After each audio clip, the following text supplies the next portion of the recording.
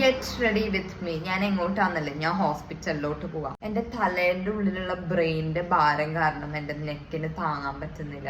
അപ്പൊ അതുകൊണ്ട് വീണ്ടും സ്പ്രെയിനായി. ഞാനിപ്പോ വീണ്ടും ഹോസ്പിറ്റലിൽ പോവാം. എനിക്കാണെങ്കിൽ ഇങ്ങനെ കാണുമ്പോ ആക്ച്വലി നോർമൽ ആയിട്ട് തോന്നും, പക്ഷെ ആക്ച്വലി നോർമൽ അല്ല.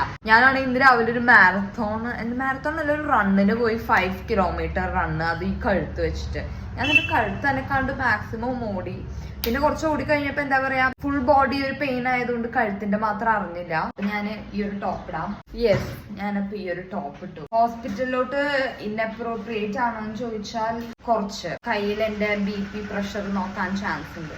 അപ്പൊ നമുക്കൊരു ബ്രേസ്ലെറ്റ് ഇടാം. കൈ കുറച്ച് ക്യൂട്ടായിട്ടിരുന്നു. അപ്പൊ എന്നോട് ആൾക്കാർ ചോദിക്കും ഞാൻ എന്റെ ഇവിടുത്തെ പിഗ്മെന്റേഷൻ ഒക്കെ കളയാൻ എന്താ ചെയ്യാന്ന്. ഞാൻ ഒന്നും ചെയ്യാറില്ല. എന്റെയും നല്ല പിഗ്മെന്റഡാ.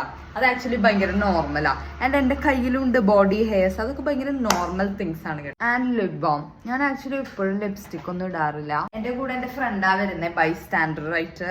എന്റെ ആ ഫ്രണ്ടിനും വയ്യ. അപ്പൊ നമ്മൾ രണ്ടുപേരും ആക്ച്വലി ഇപ്പൊ 2 പേഷ്യൻസ് ആണ്. ആൻഡ് ഒരു മാലയും കൂടെ ഇടാം. ഭയങ്കര നെക്ക് ഭയങ്കര ഇതായിട്ട്. I need help. കഴുത്ത് ഉളുക്കിയിരിക്കുന്നോണ്ട് ഇങ്ങനത്തെ യൂസ്ലെസ് ഫ്രണ്ട്സ്.